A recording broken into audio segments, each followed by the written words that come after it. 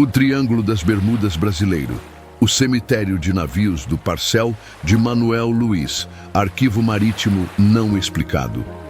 Existe um lugar específico no litoral brasileiro onde navios desaparecem consistentemente há mais de 500 anos de história documentada.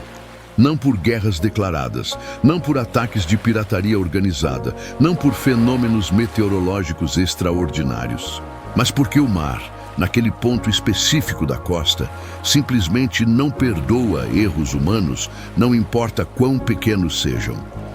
Cartas náuticas portuguesas antigas, preservadas em museus e arquivos, alertavam sobre a área em letras discretas, mas inequívocas nas margens. Capitães experientes com décadas de navegação evitavam deliberadamente a região, mesmo sem conseguir explicar racionalmente por quê, confiando apenas em intuição acumulada. E hoje, mesmo com tecnologia moderna de radar, GPS por satélite e sistemas de navegação computadorizados, a Marinha do Brasil ainda oficialmente recomenda cautela extrema ao navegar próximo. Esse lugar fica entre 80 e 200 quilômetros da costa do estado do Maranhão, em águas territoriais brasileiras. E muitos marinheiros o chamam de forma não oficial, em conversas baixas em docas e tavernas portuárias, de Triângulo das Bermudas brasileiro. Mas aqui, ao contrário de lendas sobre desaparecimentos aéreos misteriosos, o perigo não começa no céu aberto. Começa silenciosamente logo abaixo da superfície enganosamente tranquila da água. Bem-vindo de volta ao Marinheiro Insone, onde investigamos os lugares reais do oceano que cobraram centenas de vidas ao longo da história. Hoje você vai conhecer o Parcel de Manuel Luiz, o maior cemitério subaquático de navios do Brasil, onde geologia, correntes e erro humano se combinam em armadilha mortal que continua ativa até hoje. Se você busca entender como lugares podem ser naturalmente letais, sem necessidade de mistérios sobrenaturais, deixe seu like agora e se inscreva no canal, porque toda semana exploramos as ameaças reais e documentadas que o oceano apresenta. O Parcel de Manuel Luiz está geograficamente localizado entre 80 e 200 quilômetros da costa maranhense, em pleno Atlântico Equatorial, numa área que historicamente serviu como rota comercial entre portos do norte e nordeste brasileiro. À primeira vista superficial, o oceano nessa região específica parece completamente comum e navegável. Águas abertas se estendendo até o horizonte. Céu limpo na maior parte do ano. Absolutamente nada que indique visualmente perigo imediato à embarcação que se aproxima. O problema mortal e consistente é que o perigo real não se vê da superfície. Não anuncia sua presença. Não oferece aviso visual, até que seja absolutamente tarde demais para evitar. Sob a superfície enganosamente tranquila, existem extensas e complexas formações de recifes de coral vivos e bancos de areia compacta submersos, alguns localizados a apenas poucos metros da linha d'água em certas condições de maré. Durante maré alta, quando o nível do oceano sobe naturalmente, esses recifes simplesmente desaparecem completamente aos olhos humanos observando da superfície ou do convés de embarcações. Em condições de mar agitado, com ondas quebrando irregularmente, tornam-se armadilhas absolutamente fatais, impossíveis de detectar visualmente até o momento do impacto. Durante séculos de navegação comercial, navios de grande calado, carregados com mercadorias pesadas e tripulações inteiras, seguiram confiantes através daquela área aparentemente segura, até ouvirem o som aterrorizante que praticamente nenhum sobrevivente jamais conseguiu esquecer completamente. O som inconfundível do casco de madeira ou metal rasgando violentamente contra algo sólido e afiado que absolutamente ninguém a bordo havia visto aproximando-se. Estimativas históricas conservadoras, baseadas em registros parcialmente preservados de capitanias coloniais e relatórios de seguradoras marítimas, apontam que mais de 200 navios identificáveis naufragaram no Parcel de Manuel Luís ao longo dos últimos 500 anos de navegação documentada na região. E esse número certamente subestima a realidade, pois não inclui embarcações menores sem registro formal ou naufrágios que simplesmente nunca foram reportados oficialmente. Caravelas portuguesas durante período colonial, transportando especiarias, ouro e escravos. Navios mercantes franceses e holandeses tentando estabelecer rotas comerciais alternativas. Embarcações de guerra durante conflitos regionais. Cargueiros modernos de aço transportando containers e carga industrial. Alguns afundaram com rapidez terrível, levando tripulações inteiras para o fundo, sem tempo para abandono organizado. Outros encalharam parcialmente nos recifes, foram abandonados por tripulações em botes salva-vidas e desapareceram gradualmente sob as ondas ao longo de semanas ou meses, à medida que estruturas eram corroídas e destroçadas. Muitos desses naufrágios nunca tiveram destroços oficialmente identificados ou catalogados. Entraram na região segundo últimos registros de posição e simplesmente deixaram de existir nos registros ativos de navegação, sem confirmação de chegada a destino, sem pedidos de socorro recebidos, sem sobreviventes reportando o que aconteceu. Por isso, mergulhadores técnicos experientes e pesquisadores de arqueologia marítima chamam respeitosamente o local de verdadeiro arquivo submerso tridimensional da navegação brasileira. Um arquivo histórico precioso, preservado acidentalmente pelas águas. Mas arquivo que cobra preço altíssimo e frequentemente fatal de quem tenta acessá-lo sem preparação adequada.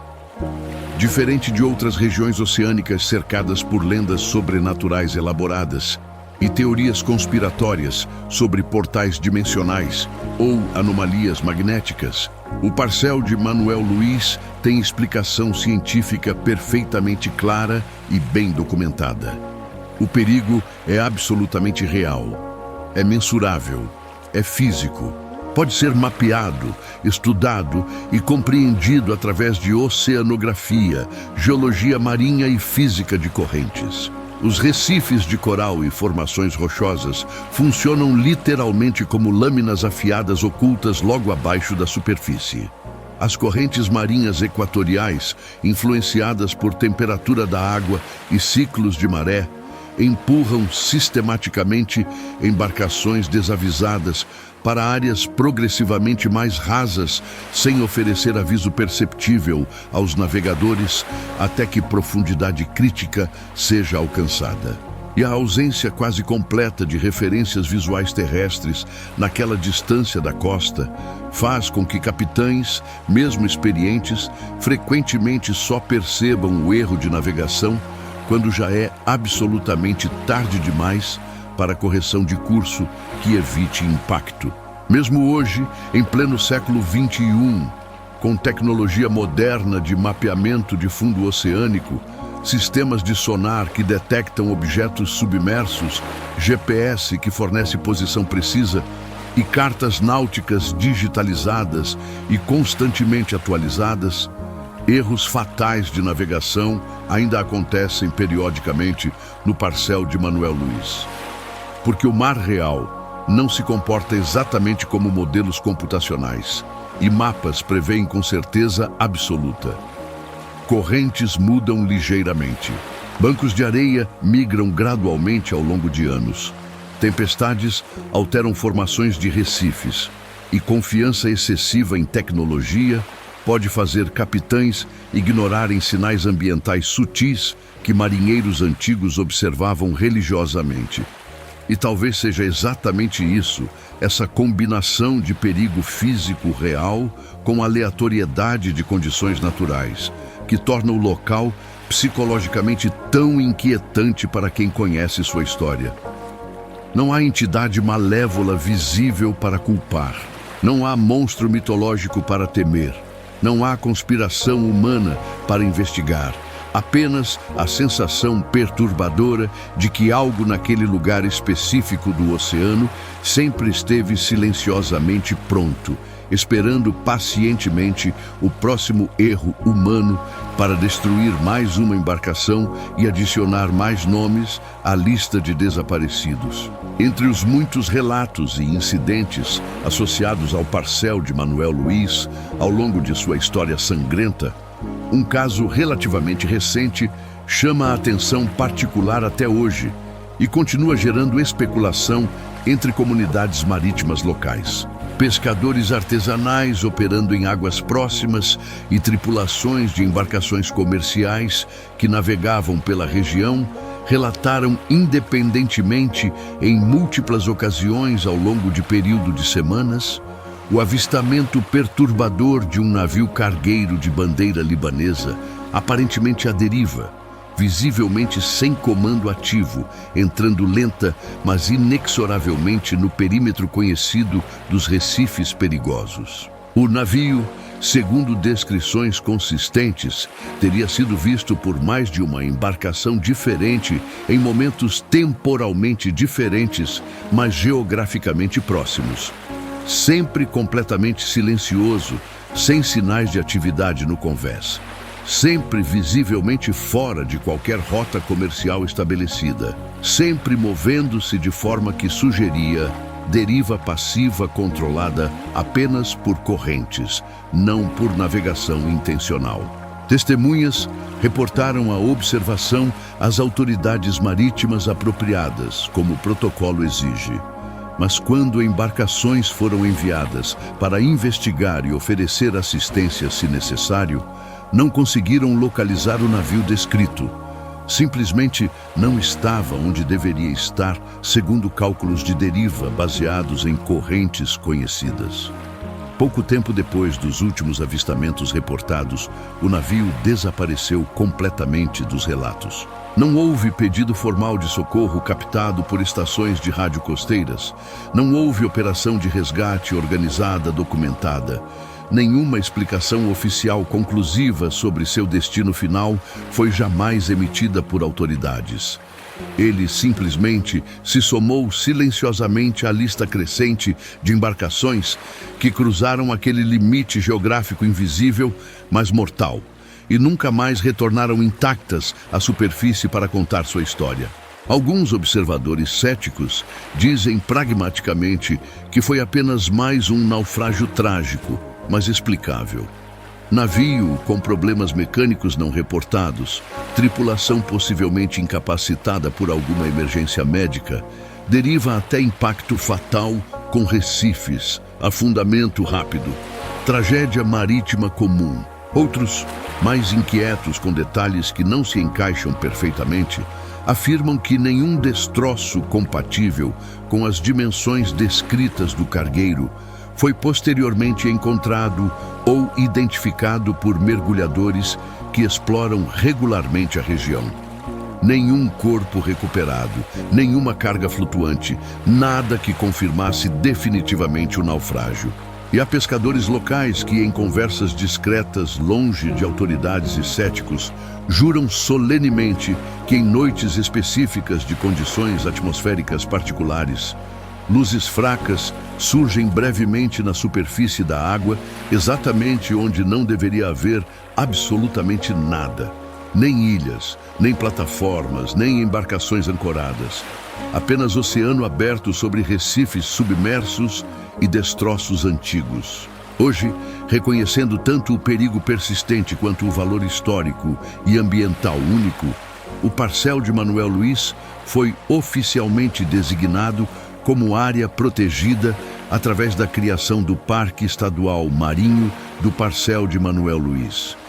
A região é legalmente preservada simultaneamente por sua biodiversidade marinha única, ecossistemas de recife extremamente ricos e pelos registros históricos submersos que constituem patrimônio arqueológico nacional. O mergulho recreativo ou técnico na área é permitido, mas apenas sob condições específicas, rigorosamente controladas. Monitorado por autoridades ambientais. Restrito a mergulhadores com certificações apropriadas. Controlado através de sistema de permissões que limita número de visitantes. E talvez, especulam alguns, a proteção rigorosa não seja apenas para preservar ecossistemas frágeis de coral ou prevenir pilhagem de artefatos históricos valiosos. Talvez seja também para limitar quantas pessoas se expõem diretamente àquele lugar que cobra historicamente preço tão alto de visitantes humanos. Cada destroço preservado ali nas profundezas conta a história violentamente interrompida no meio. Rotas comerciais lucrativas permanentemente apagadas, vidas que nunca chegaram aos destinos prometidos, decisões erradas tomadas em silêncio, no meio do oceano, sem testemunhas além das ondas indiferentes. O local permanece geograficamente ativo, fisicamente presente, geologicamente imóvel. Como se estivesse apenas esperando pacientemente, com a indiferença absoluta da natureza, o próximo inevitável erro humano que lhe permitirá adicionar mais uma embarcação à coleção submersa. O Parcel de Manuel Luiz não precisa de lendas elaboradas ou mistérios sobrenaturais para ser legitimamente temido e respeitado por marinheiros experientes. Ele não engana ativamente, não seduz intencionalmente, não persegue maliciosamente, não possui consciência ou malícia.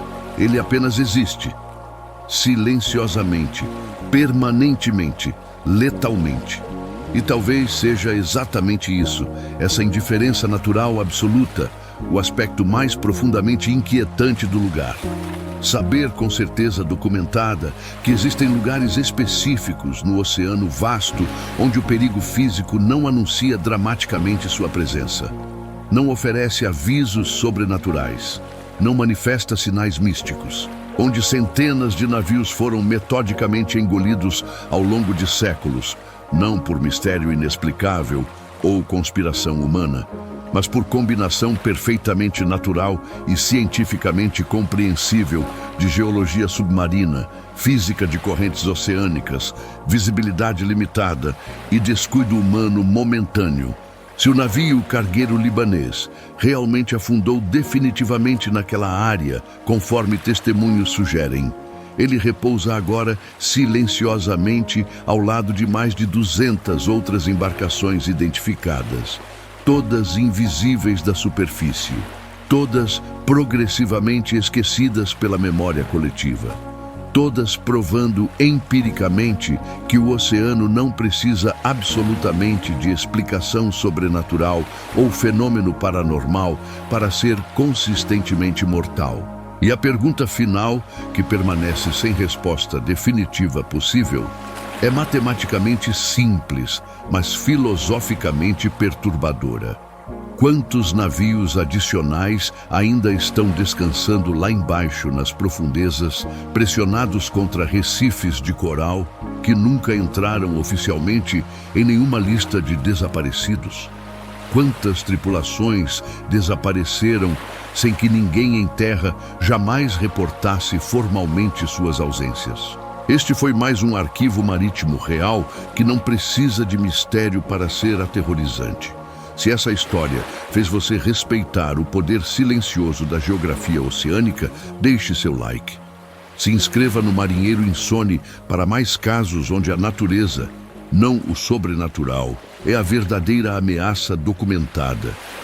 E nos comentários responda: você navegaria conscientemente através do Parcel de Manuel Luiz, confiando apenas em tecnologia moderna? Ou a história de 500 anos de naufrágios seria suficiente para escolher rota mais longa, mas mais segura? De onde você está assistindo? O mar guarda muitas respostas nas profundezas. E no Parcel de Manuel Luiz, guarda especificamente mais de 200 histórias que nunca foram completamente contadas.